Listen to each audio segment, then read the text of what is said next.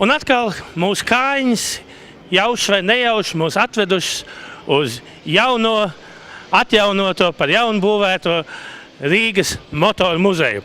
Un šodien kopā ar Gunāru Dotānu mēs painteresēsimies par tādu automobīli Cadillacs, kuram ir arī zināma vēsturiska vērtība. Gunār, tātad šitas ir arī viens no taviem garabērniem, kurš ir atrestaurēts. Jā, tas ir pēdējais darbs, ko mēs izdarījām pirms muzeja atklāšanas pēc rekonstrukcijas. Cadillacs tādēļ vēsturiski svarīgs, ka tas ir dviņu brālis tādai mašīnai, kādu lietoja Latvijas valdība pirms Otrā pasaules kara. 35. gadā reģistrēts valsts kancelējā šāds aparāts. Pamatā Kārlis Ulmans izmantoja, jo bija populāri viņa braucieni pa Republiku, un tad viņš ar tautu runāja tieši no šāda vaļēja Cadillaca. Tas gan aizgāja nebūšanā, jo pēdējie kadri, kuri redzam, šis automobīls ir padomju armijas parāde 40. gada rudenī. Kādā stāvoklī bija, kad jūs ķērāties viņam klāt? Vidēji, te ir dažādas lietas. Bija laba šasija, jau remontēts motors, jau sākta remontēt virsbūve, bet tas nebija darīts pietiekoši augstā līmenī. Jā. Mums nācās ļoti daudz lietas taisīt pa jaunu. Arī tas īpašnieks bija ļoti garu periodu to restaurāciju veicis, un atstājot šādu koka karkasu nepabeigtu, tur viss, kas sašķobjās, saļodzījās un tā tālāk, mums daudz ko nācās pārtaisīt. Apakšā ir dzelzs rāms, un virsū ir koka karkas, un tad tas ir apdarināts ar spārniem, dzelzs detaļām un krēsliem. Tam, jā, tāda konstrukcija bija tā laika automobiļiem. 20. 30. sākums, visi rāmja mašīnas uz masīvu rāmi, sevišķi amerikāņi, jā, masīvu visu transmisiju. Toties koka karkas, jā, un tas padarīja to lietu sarežģītu restauratoriem sevišķi. Braucot jau, saņemot jaunu mašīnu, nebija nevaina. Cik liels dzinējs, cik spēcīgs? Dzinējs ir 8 cilindru, šiem Cadillaciem mēdza būt gan arī 12, tur parādījās 16 cilindru augšvārstu dzinējs. Šis ir klasiskais apakšvārstu V8. Gana jaudīgs priekš šādu te kabrioletu, saucās viņš all-weather Phaeton, tātad visiem laika apstākļiem Phaetons, bet faktiski tas jau bija kabriolets ar paceļājumiem durvju logiem, ar paceļamu pat starpsienas logu, jā. Faktiski pilnīgi hermetisku salonu.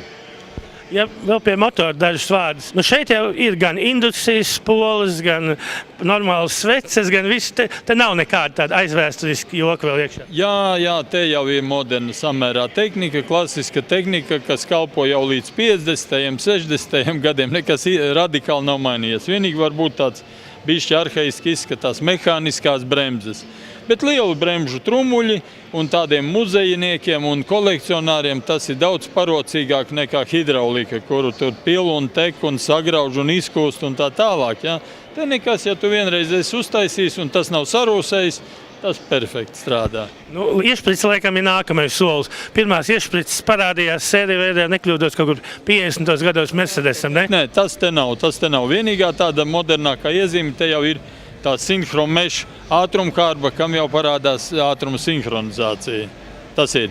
Tātad nav ar starpgāzi jāpārslēdz ātrumu? Tā vajadzētu būt, vēl neesam braukuši. Esam braukuši tikai uz Klučiem. Tā iznāca, ka muzejs evakuējās uz jaunajām telpām, tur man nebija iespēju. Kad kādu brīdi paņemsim atkal ārā no ekspozīcijas, bišķi pa Biķernieku trasi jāpabraukā, jāpapēta, kā viņš gaitā. Kā tikāt galā ar salonu, tur ādas, spožie pulksteņi un visādi aņķīni? Šis nebija viegls uzdevums. Tas ir sarežģītākais vāģis, kādu mēs vispār esam taisījuši. Mūsu darbnīciņā vēl pagaidu apstākļos ļoti šauri, kur bija 3 automobīļi un 3 cilvēki. Jā, tā apmēram tas notika. Visas chromētās detaļas jābūt perfektām. Te nav atlaide. Visām virsbūves detaļām perfektām. Visām spraugām tāpat, vai ne? Tad visi šie ceļamie logi ar visiem blīvējumiem, starpsiena loks atkal un diezgan kā prīzes varētu teikt tapsējums, jo sēdekļi ir gludi, ja paskatās, bet tam tapsētājiem ir grūtāk uztaisīt šo plakano nekā to krunkaino ar pogām. Jā. Tāda ir tā lieta. Gunār, cik ilgi šī mašīna tapa restaurēt? Jā, protams, mēs nestrādājam nepārtraukti. Starpā vēl bija šī muzeja darbnīca evakuācija un tā tālāk, bet 4 gadu garumā izvilkās tas process, kas būtībā ir ļoti normāls. Vēl tī daži darbiņi, kas nav pabeigti, bet vizuāli jūs redzat, pamatā viss ir vietās. Arī transmisija, viss motortelpa. Zīmīgi gan, ka šis Cadillacs atnāca uz Latviju negluži jauns. Jā, ražots 30. gadā, pat 29. gada pēdējos mēnešos, jo tad bija modeļa gads mainījās, skaitās 30. gada modelis, bet reģistrēts 35. tikai. Tātad mašīna vispirms bija pasūtīta uz Berlīnu, uz Vāciju. Nav zināms, kas to ir lietojis, un nav zināms, kas ir palīdzējis šo iegādāties Latvijai, atrast tur, bet tā tas ir noticis vēsturiski. Mēs ceram, ka atrisināsim arī šo mīklu kādreiz. Es teikšu tā, gluži kā jauns.